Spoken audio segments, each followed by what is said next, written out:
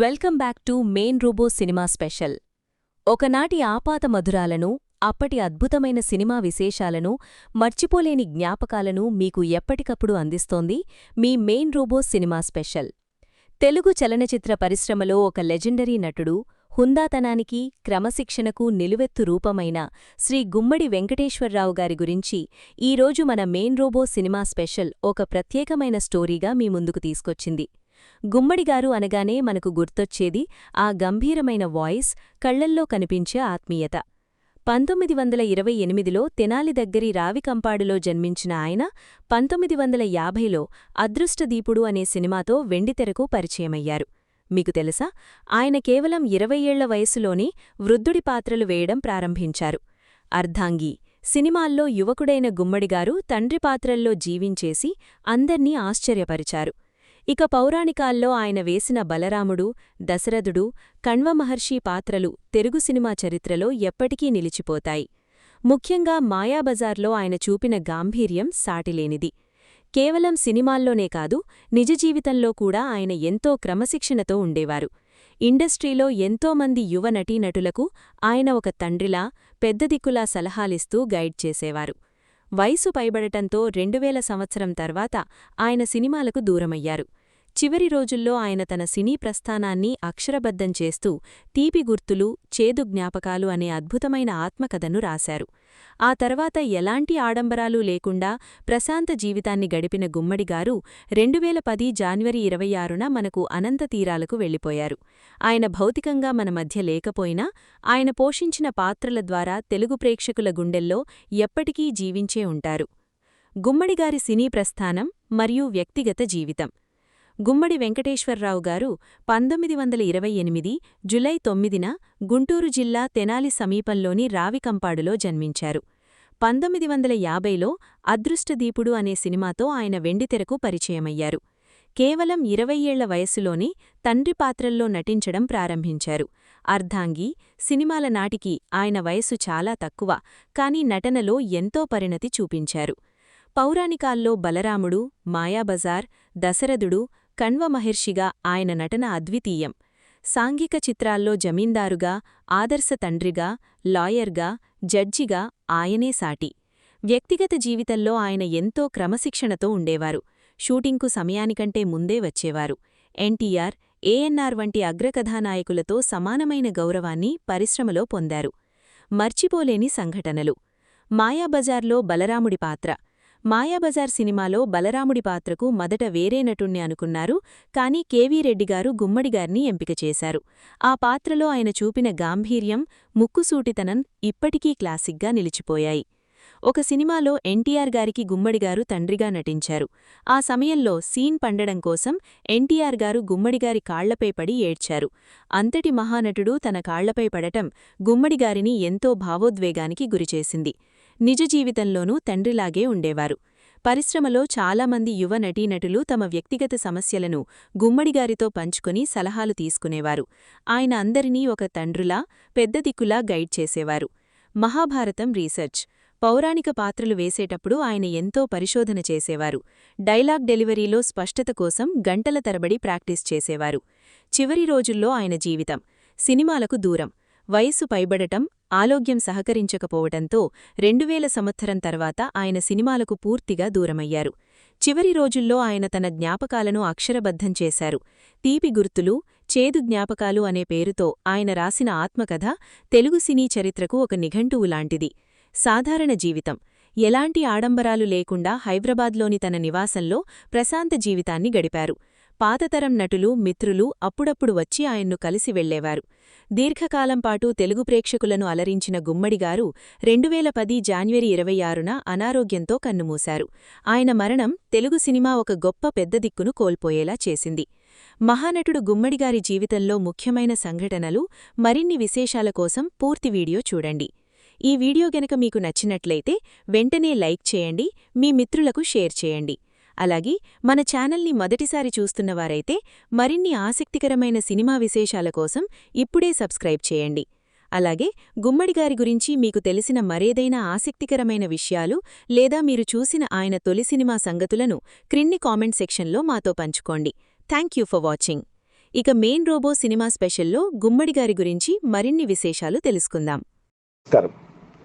9 July ఇది నవనవోన్మేష ఒక నవ మార్గం. ఆ నవమి విశేష నవ్యరీతుల యొక్క విశిష్టత ఇదంతా ఎందుకంటే మహానటుడైన ఒక లెజెండరీ నటుడు గుమ్మడి వెంకటేశ్వరరావు శత జయంతి ఆ వేడుకకి ప్రారంభంలో చాలా విశిష్టంగా ఆయన ఒక్కసారి స్మృతిపదంలోకి తీసుకుంటే 1953లో అంతకుముందు చాలా పాత్రలు 4-5 చిత్రాలు వేసిన చిన్న చిన్న పాత్రలైనా ప్రత్యేకించి ప్రధానమైన పాత్రలు 1953లో పిచ్చి పుల్లయ్య, అలాగే 54లో తోడు దొంగలు.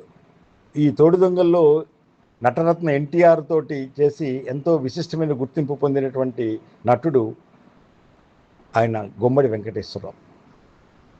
ఎందుకంటే 9 జూలై 1927లో రావికంపాడు గుంటూరు దగ్గర అక్కడ జన్మించి అక్కడి నుంచి ఒక నటన మీద ఆసక్తితోటి నాటకాలు వేయడం, చదివింది ఎస్ఎల్సీతో ఆపినా మళ్ళీ ఆ తర్వాత హిందూ కాలేజీలో ఏదో ఇంటర్ పూర్తి చేసిన అనిపించినా ఆయనకి ఈ నటన మీదే ఉన్నటువంటి అభినవేశంతో అభిరుచితోటి 5 దశాబ్దాల తెలుగు సినిమా చరిత్రకి ఒక అద్భుత నటుడిగా.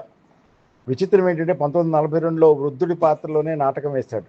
ఆయనకి ఎక్కువ అనిపించిన వృద్ధుడి పాత్రలైనా, ఎందుకంటే ఒక మనం చూడవలసినటువంటి భీష్మ 1962లో ఆ పాత్రలో చూసిన జ్యోతి, కురుక్షేత్రం ఇలాంటి వాటల్లో మనం ఒక ముఖ్యంగా మనకి మాయాబజార్ ఎంతో సంచలనాత్మకమైనటువంటి ఒక లెజెండరీ చిత్రం అంటే చెప్పాలంటే అది మాయాబజార్.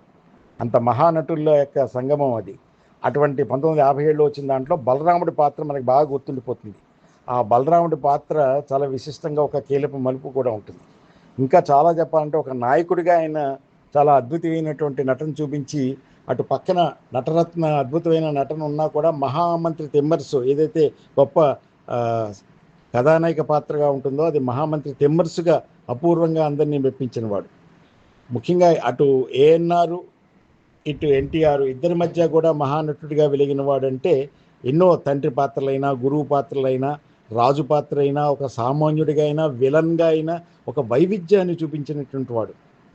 ముఖ్యంగా 1980లో ఆయనకి రఘుపతి వెంకయ్య అవార్డు రావడం కానీ, పద్మశ్రీ ప్రభుత్వం యొక్క పద్మశ్రీ అవార్డు అందుకోవడం, కళాప్రపూర్ణగా, అంతేకాకుండా రఘుపతి అవార్డులకి న్యాయ నిర్ణేతగా, ఇటు ఎన్టీఆర్ అవార్డులకి న్యాయ నిర్ణేతగా ఉండడమే కాదు 2 సార్లు నంది సంఘాన్ని కూడా అధ్యక్షుడిగా చేసినవాడు.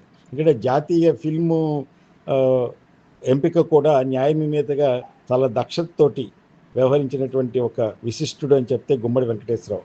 ఆయన తీపి గుర్తులు, చేదు జ్ఞాపకాలు అనేటువంటి జీవిత చరిత్ర చూస్తే తెలుస్తుంది ఎంత విశిష్టమైనటువంటి వ్యక్తిత్వశీలో, సుగుణశీలో.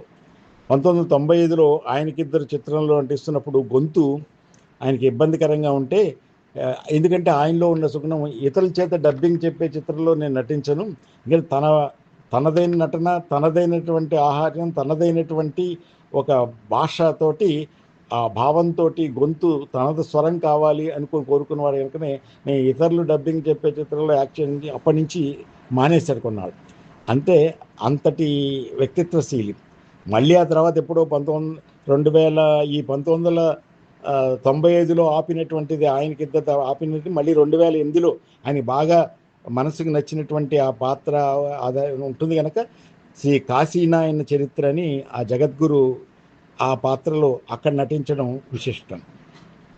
ఎందుకంటే ఎన్నెన్నో విశిష్ట చిత్రాలు, రాజశేఖర్, అల్లర్ప్రియుడు ఇలాంటి చిత్రాలు కానీ, ఆయన మాయాబజార్లో కానీ, ఆయన రంగుల్లో చూసుకుని ఆయన ఎప్పుడో నటించినటువంటి ఆ 1957లోది ఆ ఒక లెజెండరీ చిత్రం ఆ మాయాబజార్ని మళ్ళీ రంగుల్లో చూసుకుని ఎంతో మురిసిపోయి ఉప్పొంగిపోయి ఈ రంగుల్లో అంతటి గొప్ప సినిమాని అదృష్టం ఉంది అనుకుంటే ఎంతో పరవశించినటువంటి గుమ్మడి ఆయన.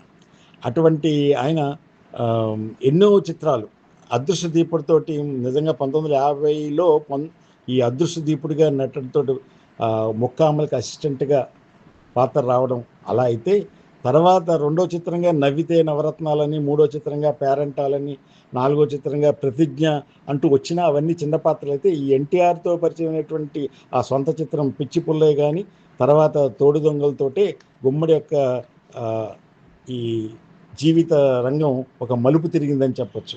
ముందుగా శ్రీ లక్ష్మమ్మ అన్న పాత్రకి ఎంపికైనా అది అనుకోని కారణాలతోటి రాకపోతే ఈ 5 దశాబ్దాల తెలుగు సినిమా చరిత్రలో ఎప్పటికీ కూడా ఒక అటు పౌరాణికమైన, సాంఘికమైన, చారిత్రాత్మకమైన, జానపదమైన అన్నిట్లో కూడా ఒక సాత్విక గంభీరమైనటువంటి తిరస్మరణమైనటువంటి చిరస్మరణమైనటువంటి నటన, అది భావోద్వేగాల అభివ్యక్తిలో ఒక నట ప్రసిద్ధుడు అని అనిపించుకున్నటువంటి పాత్రలు అవి లెజెండరీ గుమ్మడి వెంకటేశ్వరరావుకే చెల్లుతాయి.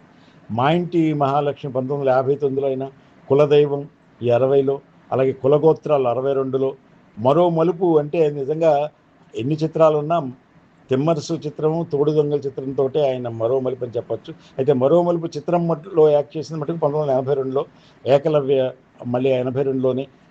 ఈ చరిత్ర ఏ సిరాతో అన్నది 1982లో చేస్తే, పెళ్లి పుస్తకంలో అద్భుతమైన నట 1991లో. తర్వాత మనకి తెలుగు విశ్వవిద్యాలయం వాళ్ళు ఆ తిమ్మరసుకి ఆయనకి డాక్టరేట్ ఇవ్వడం, అందుకని డాక్టర్ గుమ్మడి, ఆ కళాప్రపూర్ణ గుమ్మడి, పద్మశ్రీ గుమ్మడి వెంకటేశ్వరరావు అని చెప్పచ్చు. 1962లో ఆయన ఆ తెలుగు విశ్వవిద్యాలయం యొక్క డాక్టరేట్ని అందుకోవడం జరిగింది, గౌరవ డాక్టరేట్. ముఖ్యంగా ఆయన తొలి దశలో కమ్యూనిజం భావాలకి ఆకర్షితుడైన, ఆ తర్వాత మనసు మార్చుకుని చాలా చక్కటి విజ్ఞానం, విజ్ఞత, నట ప్రజ్ఞని ప్రదర్శించినటువంటి ఉత్తమ నటుడిని చెప్పచ్చు. ముఖ్యంగా దశరథుడు వేసిన, భీష్ముడు వేసిన, ధర్మరాజు వేసిన, కర్ణపాత్ర అయినా, బలరాముడైనా, భృగుమహర్షి అయినా, తెనాలి రామకృష్ణలోను, వీరాభిమన్య, కర్ణ, వీటిల్లో ఒక ఎత్తు సాత్వికమైన నటన కానీ, ఒక ప్రజ్ఞాపూర్వకమైనటువంటి నట అయితే, నమ్మిన బంటు, లక్షాధికారి, ఇద్దరు మిత్రులు, ఆ ఇద్దరు మిత్రులు నిజంగా అటు ఎన్టీఆర్ ఇటు ఏఎన్ఆర్కి ఇద్దరికి కూడా మిత్రుడిగానే చాలా నట ప్రజ్ఞని చూపించినట్టు వాటి కనుకనే ఆయన ఒక తండ్రిగా కూడా, బాధ్యతాయుత తండ్రిగాను, ఒక ఆదర్శశీల పౌరుడిగాను, మీదుమిక్కిలి ఒక లెజెండరీ మహానటుడుగాను ఎంతో విఖ్యాతుడైనటువంటి గుమ్మడి వెంకటేశ్వరరావు యొక్క స్మృతిలో ఆయనకి సహృదయ నివాళి అర్పిస్తూ భవదీయుడు డాక్టర్ వేదు శ్రీరామ్ శర్మ, శిరీష.